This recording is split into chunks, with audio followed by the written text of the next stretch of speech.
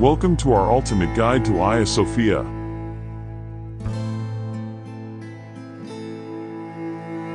One of the most iconic landmarks in Istanbul, Turkey.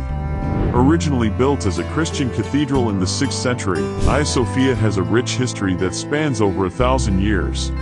It was later converted into a mosque in the 15th century, and finally into a museum in the 20th century, showcasing a blend of Christian and Islamic architectural elements.